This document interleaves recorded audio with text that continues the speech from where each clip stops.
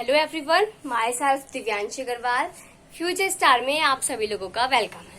आज हम लेकर आए हैं क्लास 12 के लिए चैप्टर 13 का new topic chemical properties of amines. Class हमने प्रीवियस वीडियो में कुछ केमिकल प्रॉपर्टीज ऑफ अमाइंस को डिस्कस कर लिया था। हमने 5 केमिकल प्रॉपर्टीज डिस्कस कर ली थी और हम आगे की केमिकल प्रॉपर्टीज डिस्कस करने वाले हैं। तो पहला नाम है ब्रोमिनेशन। क्या है? ब्रोमिनेशन। तो जैसे नाम से ही पता पड़ रहा है ब्रोमिनेशन, ब्रोमाइन आ रहा है ना इसमें। तो हम क्या कराएंगे इसमें? अमाइंस की रिएक्शन ब्रोमीन के साथ करा देंगे और जो कंपाउंड बनेगा उसे हम कहते हैं ब्रोमिनेशन। जैसे हम इसमें ले लेते हैं एनिलिन, इसको बेंजीन अमाइन भी बोलते हैं। ठीक है, अब इस बेंजीन अमाइन की रिएक्शन हम ब्रोमिनेशन में क्या करेंगे? ब्रोमाइन के साथ कराएंगे। ब्रोमिनेशन में क्या होगा? ब्रोमाइन के साथ रिएक्शन होगी और ब्रोमाइन कैसा होगा? हमारा एक्वस ब्रोमाइन होगा। और ये क्या करेगा?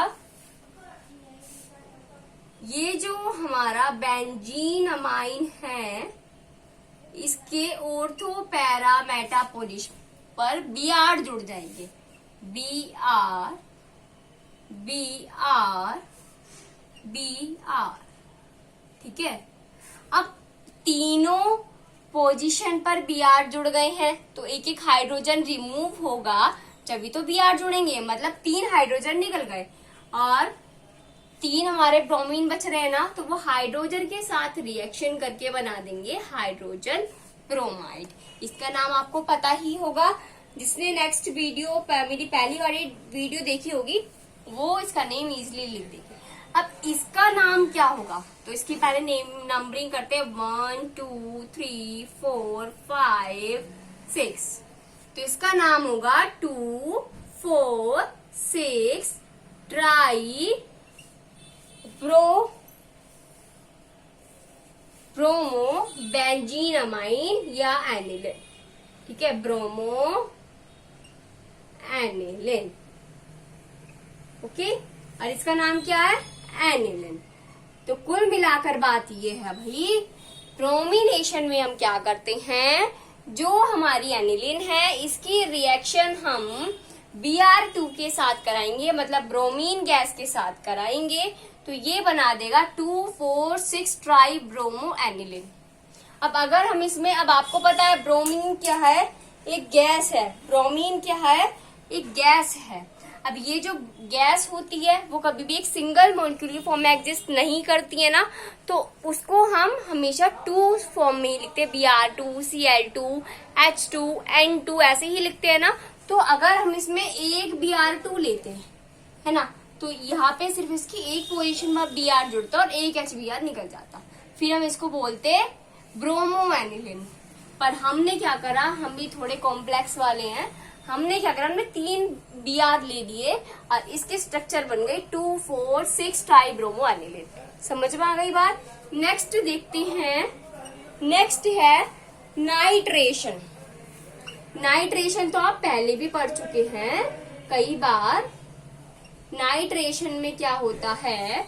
अब जैसे अमीन है तो अमीन की रिएक्शन हम HNO3 के साथ करा देंगे। अमीन की रिएक्शन HNO3 के साथ करा देंगे तो जो कंपाउंड, जो हमारा नाइट्रो कंपाउंड बनेगा, उस पूरे प्रोसेस को कह रहे हैं नाइट्रेशन। ले लेते हैं एनिलिन ही ले लेते हैं। जब एनिलिन ले रहे हैं तो एनिलिन ले लिया। मैं नेम दोबारा नहीं लिख रही क्योंकि आपको पता है। इसकी रिएक्शन HNO3 के साथ करवाएंगे। अब आपको पता है नाइट्रेशन में सिर्फ HNO3 के साथ नहीं कराते, इसमें हम लिखते हैं H2SO4। ठीक है, H2SO4 की प्रेजेंस में रिएक्शन ये होती है और टेम्परेचर दे देते हैं 288 केल्विन। ठीक है, तो ये हमारा क्या बना देगा? ये हमारी ये स्ट्रक्चर बनाकर हमें दे देगा। इस तरीके की स्ट्रक्चर कुछ बन जाए। अब इस स्ट्रक्चर की नाम क्या है? इसकी नाम है नाइट्रो एनिलिन। क्या है? Nitro aniline. जैसे मैंने आपको बताया अभी कि नाइट्रेशन में हम क्या करते हैं, HNO3 के साथ रिएक्शन कराकर नाइट्रो कंपाउंड बनाते हैं। ठीक है, HNO3 का नाम होता है नाइट्रिक एसिड। क्या होता है? Nitric acid. अब ये नाइट्रिक एसिड रिएक्शन करके नाइट्रो एनिलिन बना देता है। हमारा ये नाइट्रो एनिलिन कुछ इस तरीके से भी बन सकता है।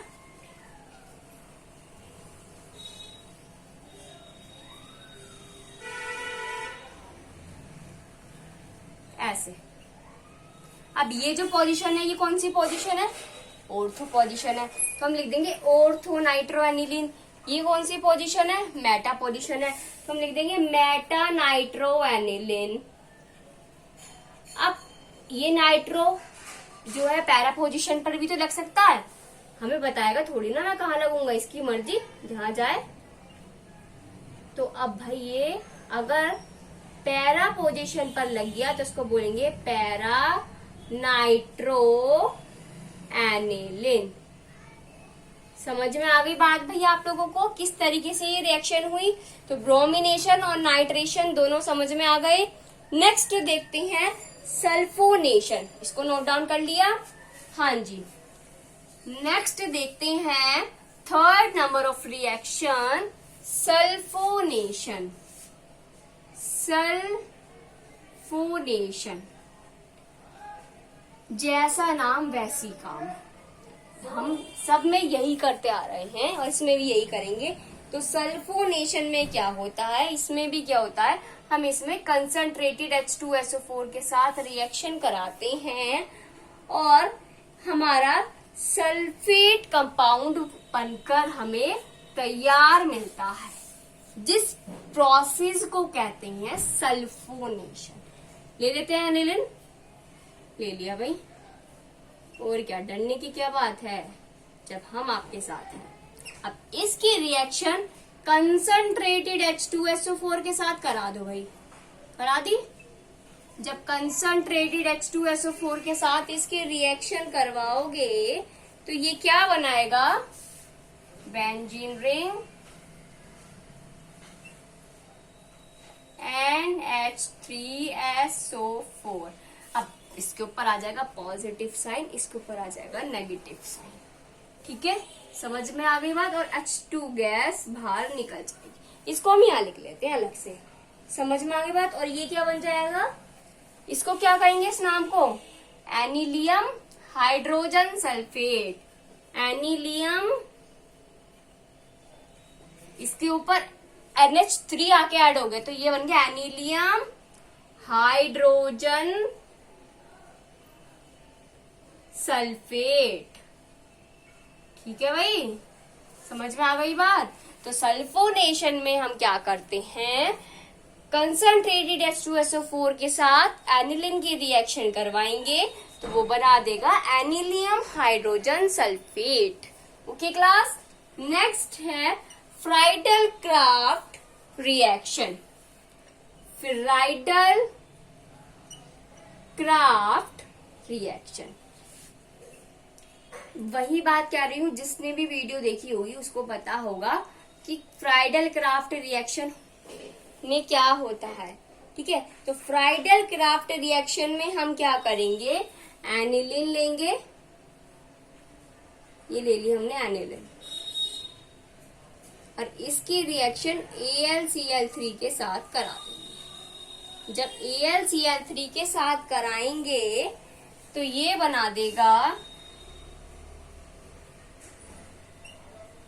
NH2Cl3। ठीक है, क्या बना देगा ये? NH2 AlCl3। रुक जाओ, Cl3 जोड़ दिया मैंने। हाँ जी, AlCl3 मतलब ये इसमें एडिशन रिएक्शन हो जाएगा।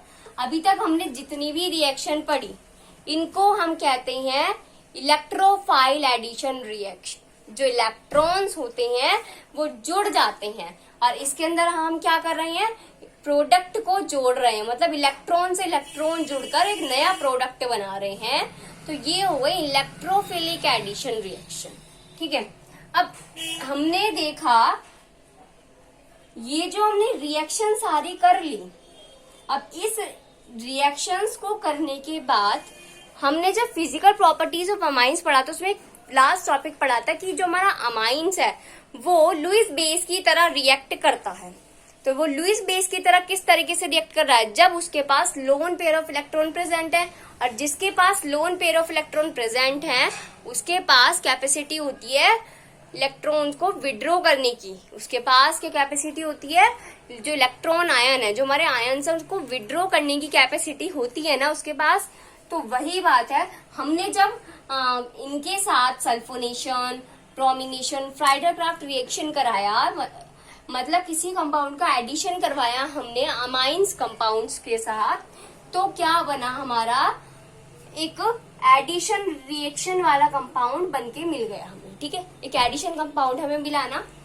तो अब नाइट्रोजन के पास कैपेसिटी है ना जोड़ने की अपने साथ किसी को, उसके अंदर इच्छा है ना, उसके अंदर लोग, अब सीधी सी बात है, जब हम किसी को अपने साथ जोड़ते हैं ना, किसी के साथ रिलेशन बनाते हैं, तो हमें उसकी 4 बातें सुननी चाहिए होंगी, एक्सेप्ट करनी होंगी, है ना। कोई भी है हमारा भाई, हम किसी के, हमारे पेरेंट्स के साथ हमारा रिलेशन है, हमारे भाई के साथ हमारा रिलेशन है, तो वो भी हमें कुछ कहेगा और हम भी उसे कुछ कहेंगे, है ना। तो इसी तरीके से ये अब इसके पास हिम्मत, अब रिलेशन, एक अच्छा relation, best relation, long time relation किसके, कौन रख सकता है, जिसके अंदर सुनने की कैपेसिटी हो।